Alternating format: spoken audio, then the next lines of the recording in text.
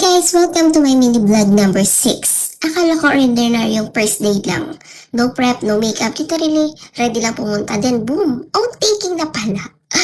Hindi talaga ako nag-expect ng anything momentous for that day. Kasi alam namin, just a commemorative celebration and mass. Pero ayan, outtaking na te.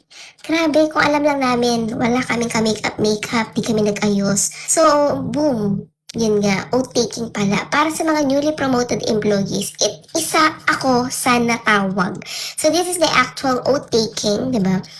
So yan yung nanunumpa kami, nag-lead si press, and showing you guys also the fast forward that our names are being called. Sa moment na to na-realize ko na hindi lang pala ito celebration ng university.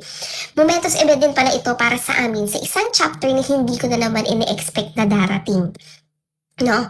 Looking back, sabi ko, sige, isugal ko na. Kasi alam nyo naman, nasabi ko na sa inyo, meron na akong stable job sa pharma. Pero ito, passion natin ang teaching.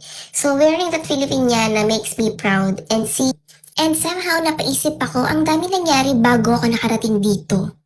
Pandemic days, habang tinatapos ko ang MBA din marriage, bawat photo may sariling story, sariling struggle, sariling blessings, no? Pati yan, yung batang yan, di akalain, magtuturo pala at ikakasal pala, diba? At yan yung mga nanay-nanayan ko, yan yung mga naging pangalawang magulang ko showing that photo. Sila talaga yung mga naging pangalawang magulang ko, lalo na si Ma'am Elisa, yan. Also showing you yung aking UCU family, ayan, family ko, siblings ko, mga ate ko, yan, pinapakita ko yung mga pamangkin ko, and my first ever teaching experience, yung pa-surprise sa akin ng mga bata with the faculty members. Yan, yung kumanta pa sila na hindi sabay-sabay pero nakakatuwa, bata pa sila yan. First teaching experience ko, from a permanent faculty member of local university to SUC with the BP ACAD, with the colleagues, ayan, with the friends, and wearing that uniform from my first job at BDO Unibank to where I am today, a professor at the University of Rizal System. Nakaka-proud and salamat talaga, Lord. Sometimes we think we're just showing up for an ordinary day only to discover we're standing inside an answered prayer. Hindi ko alam ang future noon.